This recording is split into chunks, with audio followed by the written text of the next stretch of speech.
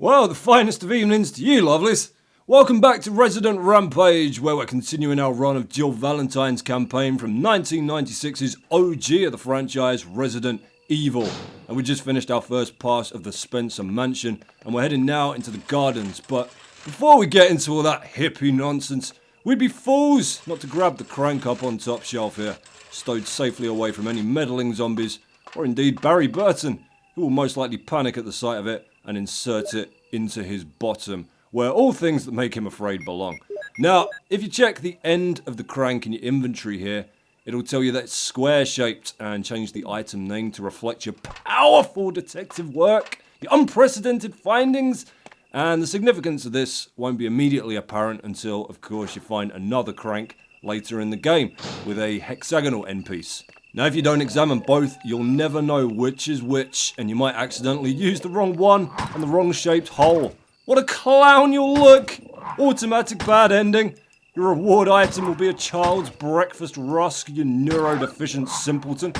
Now, if you bother to go and get the serum for Richard back near the attic, you'll get the first benefit from the radio he gave you right here.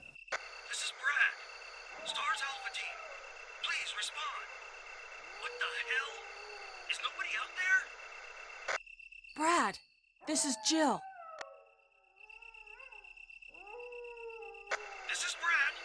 Stars Alpha Team. Bravo Team. It doesn't matter. Anybody answer me. This is Brad? Brad! That is your entire reward for having the radio. And I mean your entire fucking reward, because you get a couple more of those scenes in the game and they are all exactly the same thing. Listening to that chicken-flavoured shit-stained Brad flying around in his damn chopper, pretending he can't hear you ordering him to land. You know the best thing about Brad? Is that even in his bio in the game manual, it says that his nickname is Chicken Heart because of what an enormous gangle-flapped pussy he is. What the fuck, Raccoon City Police Department? Not only do you hire and continue to hire a notorious coward for a special forces team, but you leave him in charge of the fucking escape helicopter! Your boobs! Now there's our first use for the crank there. And you just gotta empty the floodgate to get across, because swimming is Bravo Team's bag, man. And look at how far that got him. The crank would go on to have a shining career, appearing in Resident Evil 2 and Resident Evil 3 Nemesis before being cruelly shut out by Resident Evil Survivor. Boo! We want crank. Be careful as you pass to the left right here. The trees are full of deadly snakes! Capcom ran out of horror tropes to fill the scenery with here and decided instead to fall back on the Indiana Jones franchise, as we're all prone to do at some point in our lives. That's forgivable, right? It's not like it's a fucking boulder trap or anything. No, that happens later. Twice. I love how developers have the nerve to throw normal run-of-the-mill snakes at you after you've literally just finished shotgun blasting the screaming fanny out of one of the sides of the Jolly Green Giant's dick back in the attic. But interestingly, in one of the early demo builds of the game, that boss, Yawn, appeared in the shed we started this video in rather than the attic, but you never got to fight it. They used it more like a cliffhanger. You got to fade to black straight after encountering it, so who knows if you were ever meant to face Yawn there originally. It'd sure give the whole garden a kind of Kingdom of the Serpents type feel. They could have had Coily from Q-Bert working the lift for you. What would have worked better in my opinion is if you clambered up the ladder and Yawn just fell out the fucking tree line on top of you. Like you see him from a mile away with a really smug look on his face, like he thinks he's hidden himself away real good. Don't move from here until you've wiped these dogs out. Fixed camera across from it will just do everything in its power to stop you from seeing where they're coming from, as you'll find out right here. Yeah, you see. This here's the zigzag path, named for obvious reasons. Zigzag is Polynesian cannibal babble for place of shitty camera angles. The more you know, lovelies. We're entering now into the next major section of the game, the guardhouse or the dormitory, depending on which localization you're playing. As was the case with a ton of titles released around the same time, there was no Japanese dialogue or voice acting officially released for Resident Evil. They just got subtitles, but at least some was recorded and released on a bonus CD. Now you can track it down on YouTube if you're curious, which you should be. There's really no other way to describe it except so very, very Japanese. You'll cover this hole up before you do anything else in here. I mean, that's not covered at all really, but the game's willing to let it go if you promise to buy all future installments of the franchise. Sure thing, Resi. That doesn't sound like it could ever bite me in the balls. What's this? Resident Evil Survivor? Oh boy! No, there's a treacherous plant vine that comes whipping out that hole if you don't push that statue on top of it. Strangles you while it sucks the blood out of your neck, which is an attack that, by law, they could only have a certain number of frames for, otherwise it counts as excessive encouragement for masturbation in Japan. Lots of new mockeries of God's love to be deeply afraid of in here. We'll go and meet some more in a second after we leave this completely unremarkable break room. What kind of depressing fucking shit is this to take a break in? There's not even any chairs, it's just a bed. So pray you don't have to bring your dinner in here and barge in on your supervisor punching his clown like a bored chimpanzee. Before we head off to say hello to some new monsters, we'll pop in here. This is room 001, the first in a new and exciting series of spaces separated by walls and doors, but before we can explore more thoroughly, there's a couple of dirty deaders stinking up the joint that need putting down. You'll undoubtedly have noticed a couple of different costume types for the zombies so far, who are collectively known as staff zombies. No civilians here, these are all ex-Umbrella employees. Well, I mean, I'm assuming that. I don't know if they've been officially fired yet. They should get a written warning first, really, shouldn't they? These ones are decked out in smart casual, white shirt, black pants, but the earlier zombies in the fetching green smoking jackets and brown trousers, I have no idea what part of the mansion they're supposed to be working in. They're too suavely dressed for any serious lab work, you'd have to agree. So, I mean, there's a bar around the corner. But how many bartenders do you really need here unless Umbrella is fostering some sort of study on just what level of blood alcohol is a bad idea to be working with deadly mutagenic viruses? Hour 5 on the wine, sobriety level plummeting. Jenkins is daring Thompson to do body shots of the T-virus. Thompson has exposed himself and is arguing loudly with the fluorescent lighting. We just grabbed ourselves the red book there. Now if you examine it, you'll find it's empty, all except for the title, Bandage with Blood. Probably for the best. Sounds like an Umbrella first aid manual, and we all remember what that botany guide turned out like in the mansion, don't we? Run all the grimy zombie bathwater out the top here, and your reward is the sea room key.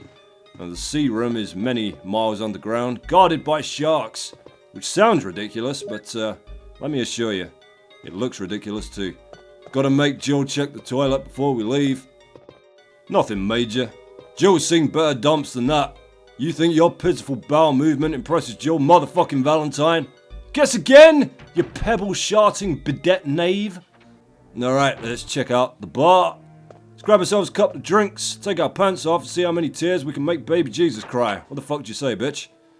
So, to safely dispose of this darling little fella, you're gonna need a small glass and a drinks coaster. Now gently place the glass over the top of the spider, and then slide the coaster underneath, making sure not to hurt its legs. That's the ticket. There's 2 of these giant hairy bastards in here, and they've been on the heavy shit since noon. Thankfully you can trigger them one at a time, blow them to pieces, and then leave and re-enter to deal with the other one, which handily despawns all their annoying fuckface children, who are a lot of fun to run around and squish, but are also very adept at biting the shit out of you. And the giant spiders, or web spinners, if you want their official Umbrella name, attack most potently by spitting a large sheet of burning venom at you, which has a good chance of inflicting a poison status. You can actually avoid having to deal with the baby spiders altogether if you've got the bazooka and some flame rounds handy, as that'll cook them alive inside their mama's corpse, making for a grisly fate, but some damn fine eating south of the bayou. And grab yourself the soul pistol clip here and the ink ribbon on the table if you're into all that saving bullshit, and move on out.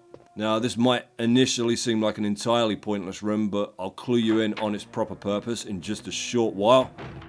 And we're moving past our old pal the Vine here, and you see that the game has fully corrected our pathetic attempt to cover up the hole from earlier.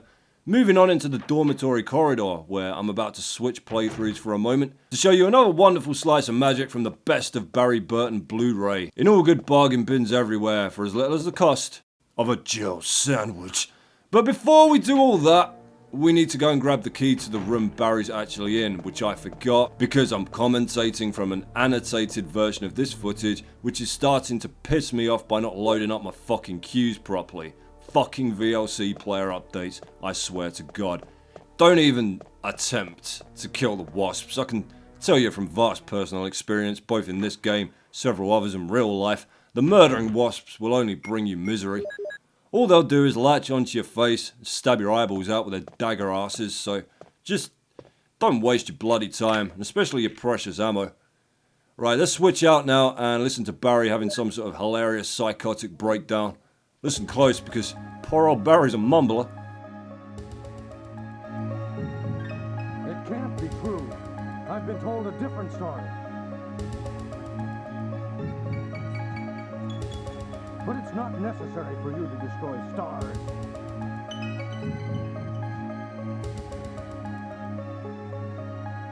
What about my family?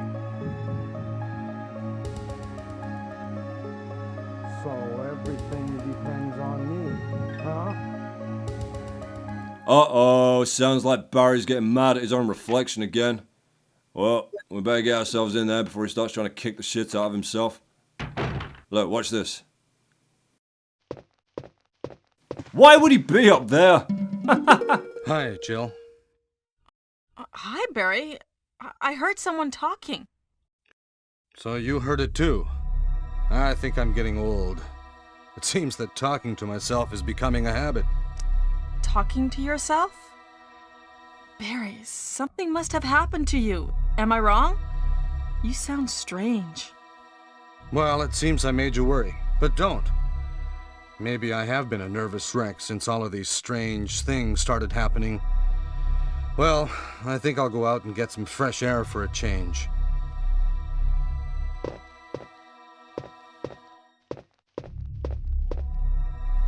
I told you, don't worry.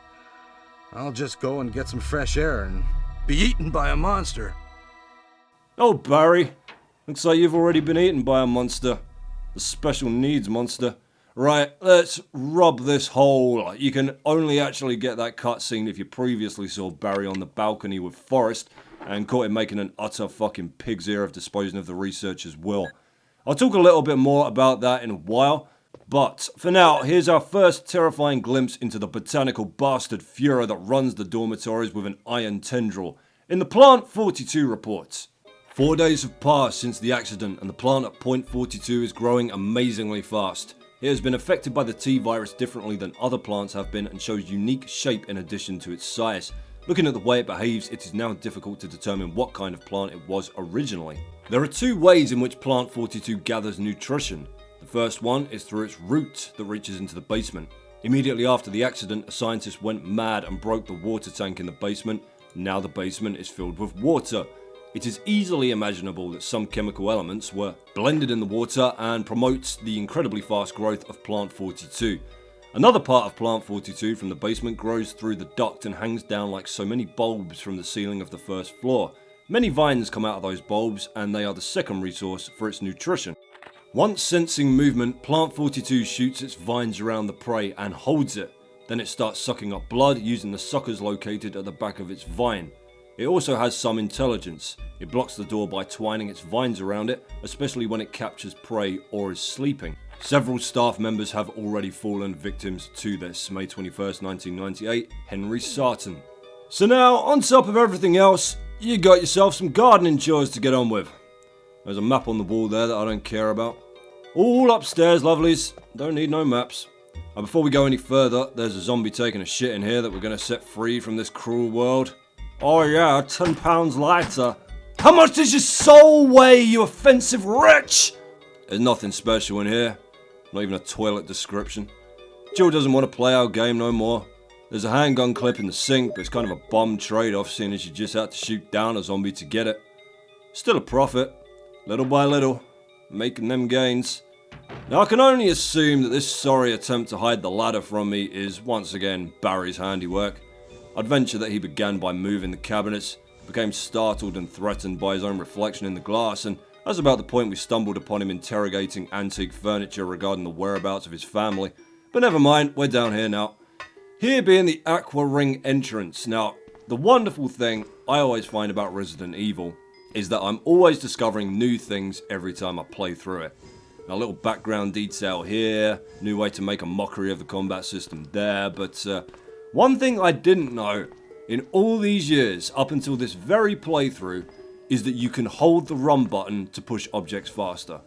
I had no fucking clue whatsoever. All these years, I've sat enduring this bloody box puzzle, Jill struggling to move him like she's trying to shove Chaz Bono's corpse into the basement, and all I had to do was hold down the ROM button. Unbelievable. But it's okay, because I'm in a good mood tonight. I'm in a damn good mood, and I'm gonna eat some of this box shoving time telling you why, because it's a victory for the channel. And as far as I'm concerned, you're my lovelies, my faithful crusaders, and my wins are your wins and vice versa. So, I made a mistake very early on in my YouTube career that will have been in business for 2 years come March 22nd. I know, 2 years since that first awkward Hector video. Seems way longer to me as well, but very early on, I signed up with one of those multi-channel networks. You know, the ones that promise you the fucking earth in exchange for like 40% of your advertising profits? You're special, they're gonna promote you, you're gonna be the West Yorkshire PewDiePie with your millions of pounds and your mansion in the hills. And then what they actually do really well, I'll give them their credit here, is nothing and take your fucking money. But at the time, I didn't know shit about this. I just had an email shot to me that was some sort of vague validation I can make a career out of this shit, and I went, yippee, I'm gonna be a big YouTube star, signed up. And then I just could not get out the fucking contract even after it had expired. I sent them dozens of unlink requests, I emailed them, I called them, I asked YouTube to help me out, but nothing. No reply, not a sausage. And I paid the price for my youthful foolishness, and I accept that. Or at least I did until about a week ago. I'll leave you in suspense for a minute here, lovelies. FMV incoming. Dun dun. Dun dun dun dun dun dun dun dun dun dun. Look at the size of this motherfucking shark. And also, look how sneakily the game tries to get you eaten here. First it dumps you out the FMV in front of a locked door. You gotta use the one to the left. Then it gets you to use the C-room key and takes you to your inventory to discard it, which you do. But you've still got to manually exit the inventory and then press action on the door again to get through it. And you see how close that Robert Shaw chewing son of a bitch was to me there, even after I did everything with split-second perfect timing. Now, there's no way we're going to be able to effectively take that Carcarinian bastard, official name Neptune, down in the water. So, here in the control room, we're going to give this here lever a tug. And imagine the sudden panic on old Neptune's snout as his precious native environment vanishes all around him. Jesus Christ, cheer up, Joel. It's only fucking water. Before we leave, we're going to need to head to the blinking red light on the opposite wall here and use it to unlock the door adjacent to this one. It's a damp storeroom where we'll grab ourselves some ammo and the last dormitory key we need for upstairs. So, in the meantime, on with my story. A young, naive YouTuber, an evil, greedy, non-responsive network. What good could come of this? Well, last week I noticed that every single one of my videos had been demonetized, and at first, I thought I'd uploaded something I shouldn't have. It was right after I uploaded the Super Star Wars video, actually, so I thought fucking Disney or Nintendo had freaked out and unleashed some sort of fucking copyright strike ultra combo on me, but turns out that the network servers had some kind of insane meltdown and unlinked a whole bunch of their contractees from their trackers, me included. So, after I turned AdSense back onto every single one of my bloody videos, I get a panicky email from the network. We had a bit of a glitch, but everything's okay now. Please accept the invitation to link back to us from your YouTube channel. We cannot reprocess your channel without you performing this action. Oh, huh? Is that fucking right? My, what a pickle you seem to have found yourselves in. Floating around in a big old jar of pickle juice like a fetus with two faces at a medical museum, aren't you there? You dense motherfuckers. Oh wait, hold up. Look at this pathetic shit. Almighty Neptune, king of the sea, please don't flap on my account. I could kill you with my damn combat knife if I wanted to, but I'm not about the revenge life, lovelies. So I'm going to do the honourable thing here and let it live a full and reflective life for maybe the next 3 minutes or so. Enjoy it. Spend some quality time with the kids. Maybe you'll die before them and spare yourself that agony. Maybe not.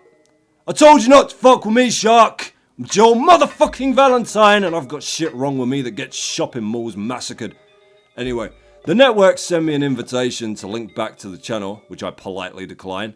And by politely, I mean I was chuckling while I did it, but at least I didn't record myself doing it, overdub it with several layers of canned laughter, and then pick up the webcam, take a good long slow motion shot of me shitting all over the lens. And the next day, I get another email. I know! It's like, wow, network. So good to be catching up with you like this. I mean, I haven't heard from you in, forever.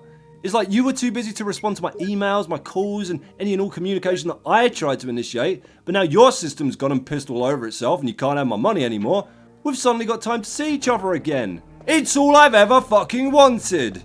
I mean, I'm gloating now really, but long story short, those utter nodgecocks left the electric fence off for 2 seconds, I jumped it, and now I have all my money back, which means more good stuff for the channel and more sweet entertainment for you. I'll keep this about Resi now as we re-enter the gallery with our brand new dormitory key, which allows us into room 003.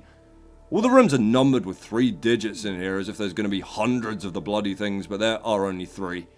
Some minor miscommunication between the architect and upper management perhaps. You idiot! I said I wanted a building with 100 rooms! Why the fuck would I pay an architect to go out and buy me 100 goddamn brooms? Well, I don't know. I thought you were staging a staff production of Mary Poppins or something. Another toilet zombie to slay and some handy-dandy flame rounds to add to your ever-growing arsenal here. That's about the shape of it, but before we go, let's see if Jill's in a good enough mood to describe the toilet for us. Nothing special. That's right, baby! Jill's back in the game. That's how you get Jill all full of pep and feeling herself again. Give her a toilet to sass. Back in the main room, there's a most intriguing document to flip through in the bookcase at the back here. So let's! V-Jolt reports. As I stated in the last report, there are some common features found in the cells of the plant infected by the Tyrant virus. We also have found another interesting fact through some experiments. We found an element that destroys these plant cells rapidly in UMB number 16, one of the series of UMB chemicals that we used for that experiment. We named this UMB number 16 as V-Jolt. In our calculation, it will take less than 5 seconds to destroy plant 42 if you put the V-Jolt directly on the roots. You need to mix some of the UMB series chemicals in a specific order to create V-Jolt, but the UMB series chemicals may generate a poisonous gas which is harmful to the human body. Extreme caution should be taken when handling these chemicals. Following are the types of UMB series chemicals and their brief characteristics. UMB number 2 red, NP003 purple, UMB number 4 green, yellow 6 yellow, UMB number 7 white, UMB number 13 blue, stimulating smell, V-Jolt, UMB number 16 brown. Quite the bloody cocktail, or so it sells itself to be. So, from here, your next step is either to fight plant 42 at full strength, or take yourself a lengthy detour side quest to go and mix up some V-Jolt and poison the bastard.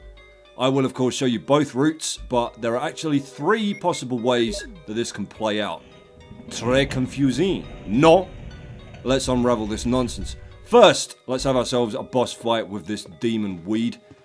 Now you pop the secret door open to its battle arena by inserting the red book you got earlier into the gap where the V-Jolt recipe was, and get ready to do some shotgun assisted pruning. My, aren't the sunflowers looking lovely today, Mrs. Hartley-Paul? Now the best strategy I can give you for plant 42 is really to stick and move, because your first problem is that if you stay still for too long, it will just zero in and give you a solid whack with one of its flailing roots like it did right there. And that will send you skidding across the room and most likely take you down an entire damage status. Second, and far more annoying, is that plant 42 is constantly launching venomous spray all over the damn place that will drip down from the ceiling as you run around. It can be a real pain in the ass to avoid, and frankly, unless you're using something as powerful as the bazooka's flame rounds, this fight is going to last an awfully long time. Oh, it's not over yet. Oh, no, don't worry about that. Because after a few seconds, the fucking thing decides that it's not dead after all, and just regrows itself back into the room. Fucking zombie flowers, bloody garden centre of the damned. But there, eventually, down it goes. Folds away tidily into an attractive purple table. Perfect for children's parties and angering Jesus. So, let's jump playthroughs once more and see what's involved in mixing up this V-Jolt, shall we? Alright, so the first thing you need to do is break into the chemistry room located back outside in the gallery. No keys this time, only this spatial pattern puzzle. Now, the solution to this is randomized to a certain extent, but it's always a variation on the numbers 3, 4, and 5. How would you ever know that? Well, remember back when we were beating the toss out of spiders in the bar and we mused on the uselessness of that particular room? If you examine the pool table in the very back, you'll see that the pool cues are pointing to a set of numbered balls as if they were hands on a clock. 4:45, or, you got it, you clever sausage, 3:45. Once you're inside, it's time to do some bloody chemistry-ing. Goddamn you, school. So you'll need to grab yourself some empty bottles and pay attention to the shit written on the walls.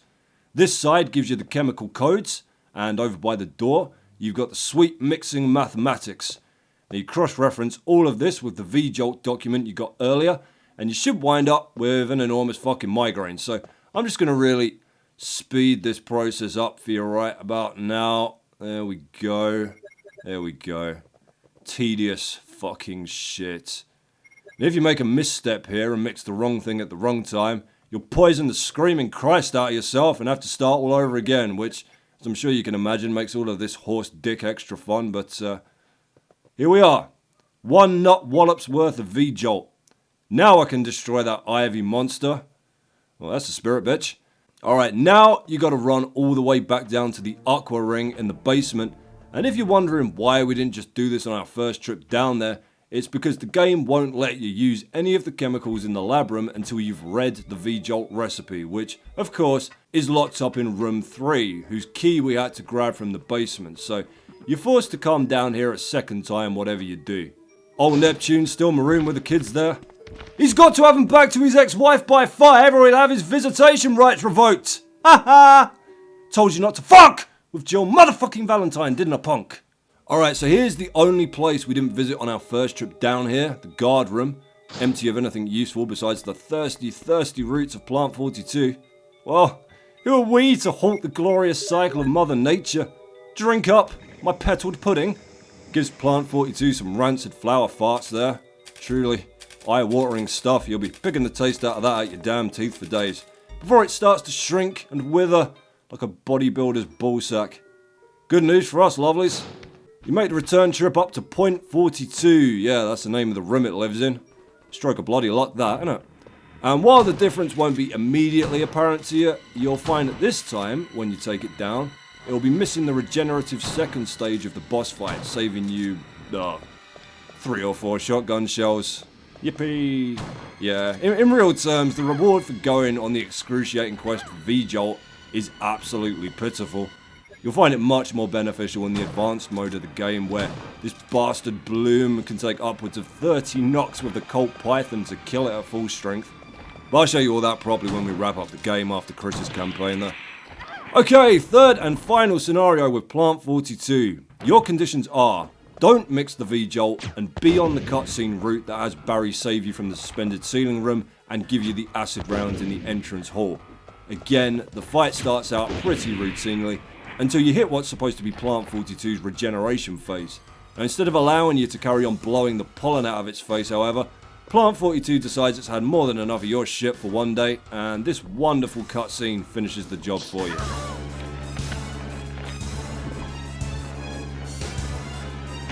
What the hell is this?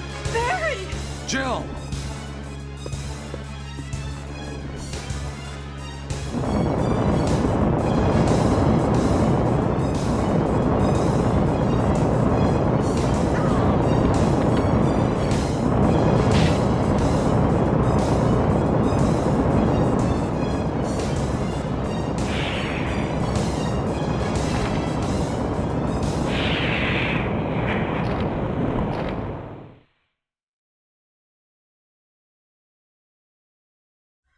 You saved me! Yeah. That was close. Thanks, Barry. Don't mention it. What a monster. I can't believe... What the hell is this place anyway? Ah! Jill's practically throwing herself at Barry, and the smoothest line he can come out with is, "Yeah." Okay. I'm gonna stay in the soldiers area and take a look around. Though I'm sure there are still things in that other mansion as well. Anyway, let's start searching separately. Okay. Remember back when Jill caught Barry apparently talking to himself back in room 002? That was Barry trying to work up the courage to ask her out to dinner. "Ah, Jill, I was wondering if, when this is all over, you might wanna..." "What about my family?" "No, damn it, that's not right." So we finally get Well, we come to this fuck backwards greenhouse floor, which is our fourth and final mansion key, the helmet key, and with that safely in our possession, we can backtrack all the way back to the house to go see what new goodies it gives us. But first, let's catch up with Captain Wesker. Now pay special attention to Jill's voice acting in this scene. It becomes gradually more hilariously sarcastic sounding as it grinds on. Wesker! Jill, so you're safe. That's what I was going to say. Where on earth have you been? You disappeared from the hall all of a sudden. I'm sorry, but I have my reasons. Perhaps you guys have met them? It was all I could do to protect myself against those strange creatures. Is that right? Anyway, it's good to see you're safe. I met Barry too a while ago. I think there's something wrong with him. Yes, I agree with you. Sure was strange, wasn't he? He looks so tired. Well, maybe it's quite natural under these circumstances. Jill, our first priority is to get out of here. Yes, you're right. Now, there are a lot of rooms in that mansion that we can't get into because they're locked up. I have been looking around for clues. Okay, I'll go to the other house and see if I can find any clues. Will you do that? I'm counting on you. Oh, how I love that scene. Might actually be my favourite in the whole game. This is the punchline right here. These sleeping wasps that Wesker was firing at are missing spectacularly. Come on, gang, let's squash them into shit paste and go and look for more clues at the mansion. Yes, thank you, Jill. We always need more clues. And I'm going to hide in the bathroom. It's all I can do to protect myself from those strange creatures. There is a minor variation on that scene that's not worth showing you. You saw the full version of it right there, but if you never catch Barry shouting at himself in room 2, it just chops out the part about him looking tired and acting strange. Barry looks haggard. You're right, Jill. I'll pretend to give him a comforting hug, and as we embrace, I'll check his neck for clues to African sleeping sickness, or perhaps heroin abuse. We wouldn't want him to turn into one of those strange creatures. Leaving the guardhouse, get you another useless radio cutscene if you tried to do Richard a solid. This is Brad. I know you can't answer me, but somehow, give me a sign. This is Jill. Brad? Oh, it's broken. And yet, she will attempt to answer it at least once more. At least. By the way, even if you have the radio, you won't get those cutscenes unless you kill all of the dogs in the area first. Because Brad's so much of a fucking coward, he won't even call you from 8,000 feet up in the air if he thinks there's anything more lethal than a packet of crisps hanging around. So very quickly, I'll explain this dual cutscene path business with Barry. It seems like you either go down the route of him saving you all the time from everything and you trust in him completely. That is the suspended ceiling room scene, getting the acid rounds, him rescuing you from Yawn's venom, and of course him roasting the bejesus out of Plant 42 for you. Or you'll encounter the rarer cutscenes which all point to his suspicious involvement in the mansion incident, being up on the balcony, destroying the will, his freak out in room 2, and he won't save you from shit. Now, the thing is, none of this affects the ending. Whichever ending you're aiming to get out of this, that all boils down to a couple of decisions that we'll have to make in quick succession shortly. So, I mean, wouldn't you rather Barry did everything for you than not? Because it renders the whole V-Jolt quest useless. The game just basically rewards you for playing dumb and ignoring Barry's pathetic attempts to cover shit up all the time. Like a good little Valentine. Oh. But, Barry? Something's coming to get us. Something's moving at speed here. It's big. It's fast. It's green. And it's going to use the door like a little gentleman because we all live together in this mansion, goddammit. And the first rule of living together comfortably is to respect each other's property and surroundings. I'm going to cliffhanger the shit out of you there, lovelies, but do come on back in a couple of Fridays' time for the next thrilling installment of Jill's campaign, where we'll be ransacking the rest of the house and heading down and under the courtyard into a subterranean death maze of deadliest bloody death. See you there!